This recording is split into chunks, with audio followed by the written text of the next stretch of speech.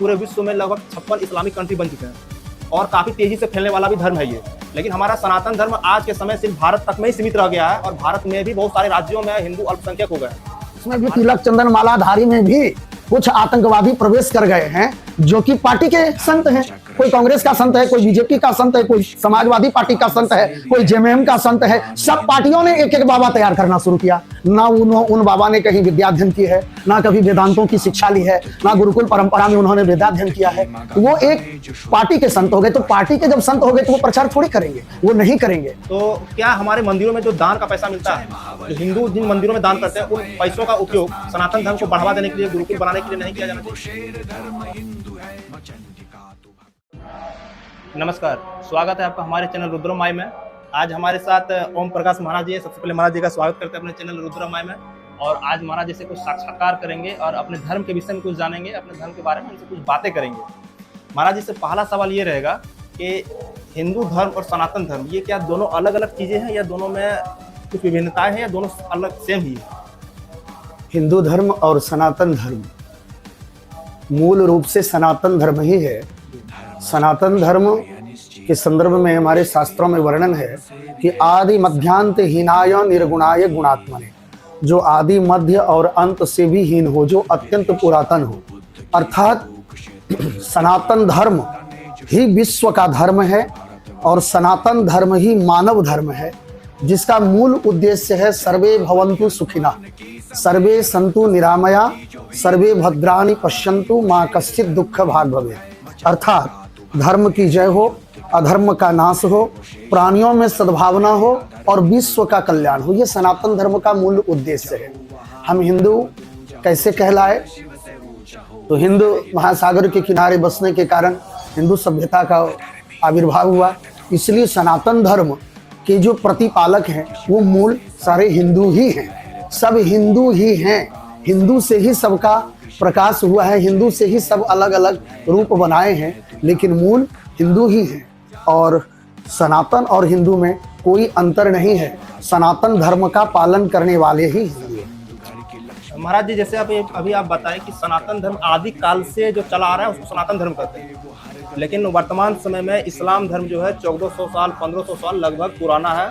आधुनिक समय में पूरे विश्व में लगभग 56 इस्लामिक कंट्री बन चुके हैं और काफ़ी तेज़ी से फैलने वाला भी धर्म है ये। लेकिन हमारा सनातन धर्म आज के समय सिर्फ भारत तक में ही सीमित रह गया है और भारत में भी बहुत सारे राज्यों में हिंदू अल्पसंख्यक हो गए हैं। और भारत के जो पड़ोसी देश है जहाँ पर कुछ हिंदू बचे हुए भी हैं, वहाँ पे वो प्रताड़ित किए जा रहे हैं। तो इसका कारण क्या हो सकता है? सर्वप्रथम इसका कारण ये है कि मैं बता दूं कि सनातन धर्म जो है वो अनादिकाल से ही है और आरंभ में भी कहा कि मानव धर्म ही सनातन धर्म है, विश्व का धर्म ही सनातन धर्म है। आज अगर इस्लाम है या जैनी है या बौद्धि हैं या पारसी हैं या ईसाई हैं, ये सारे पंथ हैं। धर्म केवल सनातन ही है जिसको हम मानव धर्म कहते हैं। और रही बात ये अखंड भारत का, जहाँ तक बात है तो ये संपूर्ण अखंड भारत ही था और आज भी है। अब जिस प्रकार की आप पिता को फादर कह रहे हैं, कोई डैडी कह रहा है, कोई पिताजी कह रहा है, कोई बाबूजी कह रहा है, तो आप कुछ भी कह दीजिए।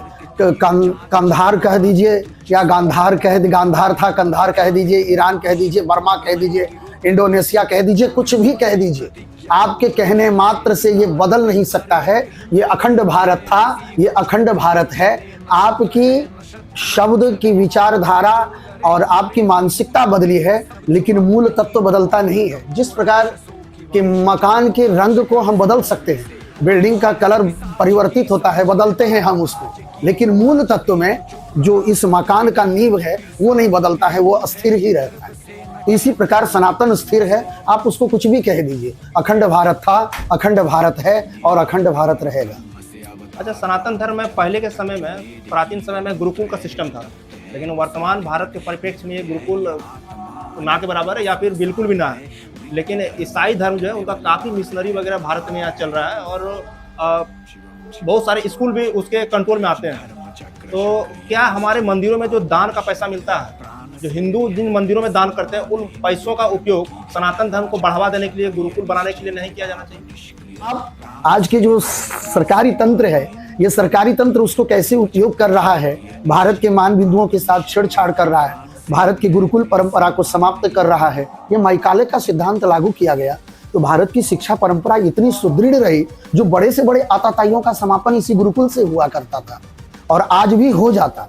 लेकिन ये जो आज के दिग्भ्रमित षड्यंत्रकारी सरकार लोग हैं, अपने सत्ता पर आसीन हैं, ये लोग अपने सत्ता पर आसीन रहने के लिए गुरुकुल परंपरा को नष्ट कर रहे हैं। जैसे झारखंड में संस्कृत को ऑप्शनल बना दिया, जो कि यह दुर्भाग्य की बात है, ये अतीत की परंपरा रही है। लेकिन कुछ भी कर लें, वापसी हमारी होगी और हम मूल रूप से हैं और हमें कोई मिटा नहीं सकता है। जैसा कि आपने अभी कहा, आदि गुरु शंकराचार्य महाराज जी का जिक्र किया। जब इस देश में सनातन लगभग फांसी प्रथा समाप्त होने पे था, तो उस वक्त उन्होंने गांव-गांव जाके, जंगल-जंगल जाके लोगों से मिले और सनातन धर्म को फिर से मजबूत किए। लेकिन क्या आज हमारे जितने भी साधु संत हैं, जितने भी बाबा महाराज सब हैं, उन लोगों का क्या ये दायित्व नहीं बनता है कि सनातन धर्म को और मजबूत करने के लिए ज़्यादा से ज़्यादा लोगों से मिलें, और जो समाज के जो पिछड़े लोग हैं, जो कि समाज को बहुत सारे ऐसे लोग भी हैं जो कि हिंदू अपने आप को नहीं कर रहे, हिंदू से दूसरे धर्म में भटक रहे हैं, अपना परिवर्तन धर्मांतरण कर रहे हैं, तो उन लोगों को वापस सनातन धर्म में लाया जाए। बहुत सुंदर बात आपने कही है। पहले तो मैं देश के समस्त आचार्यों को प्रणाम करूंगा, समस्त विद्वानों को नमन करूंगा। उसके बाद में एक मूल विषय को रखने जा रहा हूं। अभी जो देश में ये जितने बाबा महात्मा लोग हैं, ये सारे हम लोग कथावाचक हो चुके हैं। हम केवल सनातन के सिद्धांत को तो कम बोल पा रहे हैं। मैं अपना प्रचार ज़्यादा कर रहा हूँ, मैं अपना मठ बना रहा हूँ, मैं अपना आश्रम बना रहा हूँ, मैं अपनी व्यवस्था बना रहा हूँ, जबकि हमें राष्ट्र के प्रति समर्पित होना चाहिए। और आज भी देश के जितने कथावाचक की बात तो अलग है, आज भी अगर देश में कोई लोग बचाने का काम कर रहे हैं तो वो है संन्यास परंपरा। संन्यास परंपरा में गिरी परंपरा है, मतलब उसको पर्वतों की रक्षा दी गई। आदि गुरु शंकराचार्य के भगवान से किसी सन्यासी के नाम में लगा है सागर, अर्थात उसे समुद्र की रक्षा की भार दी गई। तो आज अगर सागर नामा सन्यासी का महत्व अगर दिया जाता, जो आदि गुरु शंकराचार्य ने किया, तो अजमल आमिर कसाब जो है वो समुद्री रास्ते से मुंबई में आकर के हमला नहीं करता। ये सागर नामा सन्यासियों का था कि तुम सागर की रक्षा करो, पूरी नामा का तुम पूरी की रक्षा करो, अरण्य के लोगों से था कि आप जंगलों की रक्षा करें। इस प्रकार से सन्यासियों का कर्तव्य ही है राष्ट्र की रक्षा। राष्ट्र रक्षा है तभी सब कुछ है। लेकिन अभी जितने भी हम लोग, मैं भी आचार्य लोग हूँ, राष्ट्र रक्षा के प्रति हमारा कम भाव है, व्यक्तिगत रक्षा के प्रति हमारा झुकाव है। और यही कारण है कि हम धर्मांतरण जो हो रहा है, लोग जो भाग रहे हैं, हम इतने महंगे हो गए हैं, हम इतना कठिन फी ले रहे हैं, हमारी व्यवस्थाएं इतनी तगड़ी हो गई है, हमको लग्जरियस कार चाहिए, हमको एसी चाहिए, हमें कष्ट नहीं सहना है, हमें धन चाहिए, हमें वैभव चाहिए, हमें ऐश्वर्य चाहिए। जब तक इन चीज़ों का त्याग नहीं होगा, और त्याग जब तक नहीं होगा, और ये त्याग तो सन्यासी ही कर सकते हैं, तो सन्यास परंपरा में जब तक नहीं आएंगे सभी आचार्य, सभी महानुभाव आएंगे, तभी इस राष्ट्र की रक्षा होगी। हम राष्ट्र की रक्षा के प्रति ध्यान नहीं दे रहे। आपने बहुत अच्छी बात कही कि हम लोगों को आगे आना चाहिए, ये काम मेरा है, ये काम मेरा है। आज अगर धर्मांतरण हो रहा है तो हमारे सबसे ज्यादा हिंदू धर्म में भी अलग अलग मत के, कोई कबीर मत, तो कोई साईं मत, तो कोई आनंदमयी, तो कोई ओम साईं, कुछ से कुछ अनेक पंथ बट चुके हैं। ये पंथ के कारण ही हम मूल चीज से भटक रहे हैं। आज भी अगर मूल चीज में आकर के समस्त वैभव का त्याग करके आज भी अगर जाया जाए, हर व्यक्तियों को जाया जाए और उसे अपनाया जाए। हम राम कथा करते हैं, हमारे प्रभु श्री राम ने केवट को हृदय से लगाया, जटायु को हृदय से लगाया। राम राज्य की स्थापना देखिए कैसे है। उससे पहले बहुत स्पृश्य थी, छुआछूत की बात थी, लेकिन जब राम राज्य आया तो राम जी ने जटायु का अंतिम संस्कार किया, जो कि अपने पिता महाराज दशरथ का नहीं किया, लेकिन जटायु को मुखाग्नि प्रदान किए। केवट के घर गए, केवट के यहाँ रहे, और केवट को हृदय से लगा करके केवट के पितरों का भी उन्होंने श्राद्ध कराया, तर्पण कराया। ये करा करके उन्होंने जातिवाद को समाप्त किया, अस्पृश्य को समाप्त किया, भेदभाव को समाप्त किया, और उसी को स्वीकार करने के पश्चात ही राम राज्य की स्थापना हुई। आज बौद्धों ने सबको स्वीकार किया, इसलिए बौद्ध आगे जा रहा है। सनातन धर्म के आचार्य आज भी अगर सभी को हृदय से स्वीकार करते हैं, जबकि वेदों ने ऐसा कहीं, वेदों ने और हमारे सनातन धर्म के मूल उद्देश्यों ने कभी हटने की बात, छुआछूत, अस्पृश्य की बात नहीं कही है। उन्होंने सभी को स्वीकार करने की बात कही है। इसलिए हमारा सनातन सर्वोपरि है और सर्वोपरि था। आज वही धर्म के लोग, पंथ वाले लोग उसको स्वीकार रहे हैं और हम लोग जो है उसको हटा रहे हैं। तो हम लोगों का ये कर्तव्य होता है, भारत के समस्त आचार्यों, साधु, संतों, महात्माओं का ये कर्तव्य होता है कि अपने सुख का त्याग करके राष्ट्र के प्रति चिंतन करें और भारत के प्रशस्त मान बिंदुओं के साथ चलें। हमारे जो श्रेष्ठतम धर्माचार्य हैं, उन धर्माचार्य और धर्म के उद्देश्य को मानते हुए आगे बढ़ेंगे तो यह धर्मांतरण रुक सकता है। स्वामी विवेकानंद जी बिना सैनिक, बिना शस्त्र के पूरे पश्चिमी देशों पर उन्होंने विजय प्राप्त की और सनातन धर्म को क्षितिज पर लाकर खड़ा किया। वो एक भारत के युवा सन्यासी थे। भारत का एक ब्राह्मण महर्षि दंडायन ने यूनान के बादशाह सिकंदर को वापस कर दिया। तो ये छोटी मोटी प्रणाली क्या है, ये भी समाप्त हो जाएगी। आ रहे हैं भारत में दंडायन, आ रहे हैं विवेकानंद, प्रतीक्षा करिए, समय आ चुका है, बस थोड़ा और बाकी है। धोती, चादर और तिलक और माला लगा लेने से हम साधु नहीं हो जाते। आज के देश में अगर ये बात जैसे मालूम हुई कि भारत की दिशा और दशा अगर सुधारने में भारत की ऋषि परंपरा प्रथम रही है, तो अब ऋषि परंपरा का एक नकल बनाया गया। जिस प्रकार आतंकवादी का कोई वेश नहीं होता है, वो कोई भी रूप धारण कर सकता है, कभी बोलबम का तो कभी फौजी का तो कभी आर्मी का, लेकिन वो आर्मी नहीं है। उसी प्रकार हमारे इसमें भी तिलक, चंदन, माला धारी में भी कुछ आतंकवादी प्रवेश कर गए हैं जो कि पार्टी के संत हैं।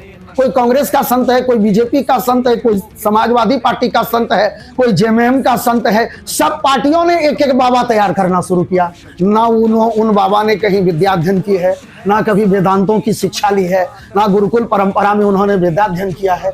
तो वो एक पार्टी के संत हो गए। तो पार्टी के जब संत हो गए तो वो प्रचार थोड़ी करेंगे, वो नहीं करेंगे। जब भारत के संत होंगे तो वही भारत की रक्षा करेगा।